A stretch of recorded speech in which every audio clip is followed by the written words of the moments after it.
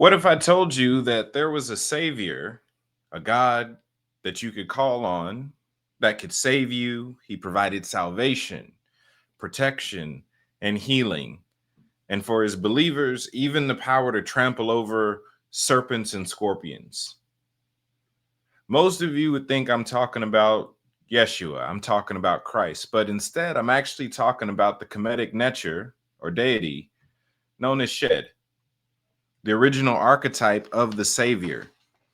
Now, in previous lectures I've done before, previous sessions, I've talked about how Yeshua and Asar are the same entity, how Heru and Asar are the same entity. Well, Shed is a dimension of Heru, dealing with him in his youth and presenting him more so in the Savior figure. Shed is known as the deity of salvation, protection, and healing, and deals with areas of uh, granting healing and protection and salvation from harmful animals, illnesses, misfortune, combat and war scenarios, harmful magic and curses. Pretty much, he fits the full archetype of what salvation is.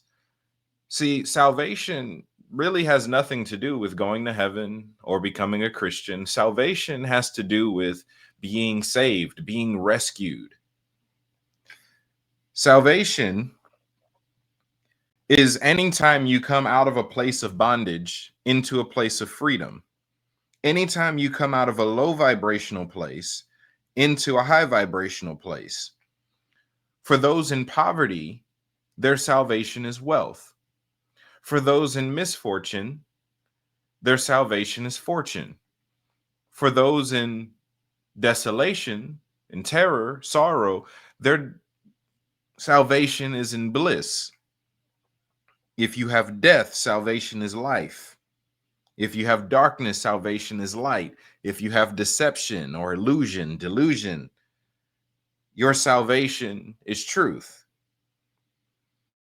It's for this reason that the ancient Kemites would call on and invoke Shed, who's known as the Savior, he who rescues, just some of his epithets. Shed, oftentimes depicted, as you can see before you, standing on crocodiles, standing on serpents, standing on scorpions. Very similar if you're familiar with the book of Mark in the Christian Bible.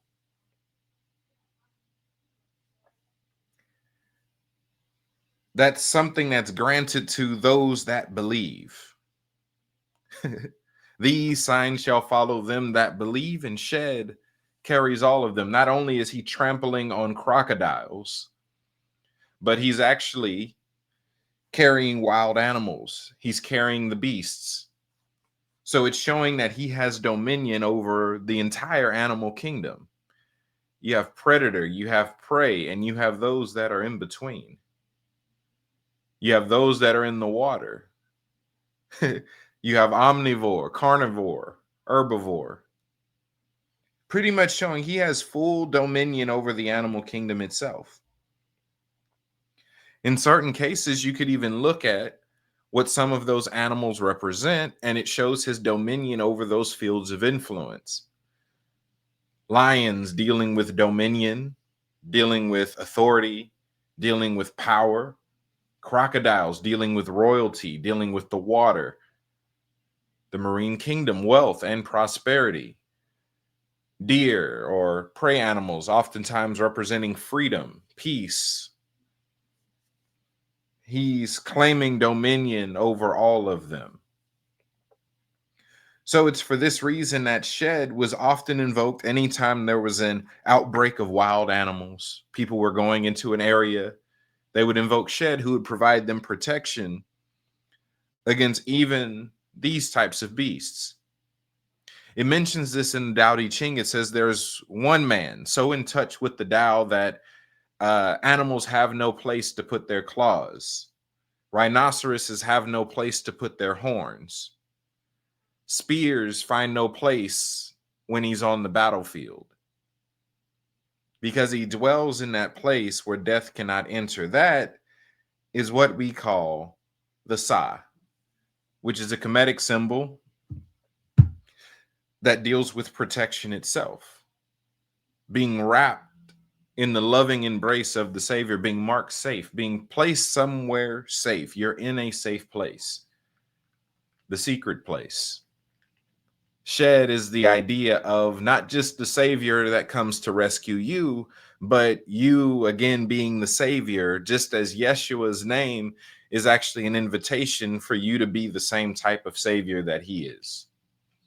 So before there was a Hebrew Yeshua, English Joshua, there was a Kemetic Shed who fit the same archetype. And it's my belief that if we're going through all the dimensions of Asar and Heru, I believe that Shed is the dimension that Yeshua was dominantly operating out of.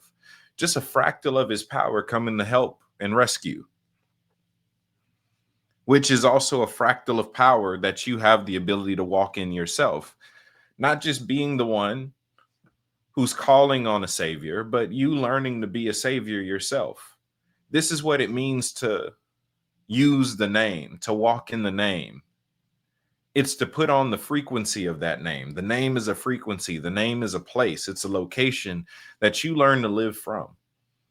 To operate in the name is to operate in the nature, to operate in the frequency that is Shed, which is salvation, which is protection, which is healing. You become the savior. You become the healer. You become the protector when you put on the identity of Shed. Now, I have for you all a prayer from my recent book, Kemetic Prayers, that you can find on Amazon in both paperback and in paperback and an ebook version. So here's a prayer for those of you in need of salvation. This is one of the ways to invoke Shed. Lord Shed, I thank you for salvation. Because of you, I am healed, delivered, and set free. I ask you to wrap me in the Sa, covering me in good luck and blessing me with long life. Ankwaz Jed, Ankunjab Seneb. This and more you can find in my book, Kemetic Prayers, which you can find on Amazon, ebook and paperback form. And that's pretty much it for Kemetic Tuesday. Learning to operate as the savior. Instead of looking for a savior, you get to be that savior. Instead of looking for someone to solve your problems, you become the one who solves problems. And here is the cover, Kemetic Prayers, a book of Kemetic prayers, affirmations, hesses, chants, and hymns. Well, y'all, that's it. That concludes this week's Kemetic Tuesday. Until next time, Ankwaz Jed, Ankunjab Seneb. Y'all be blessed.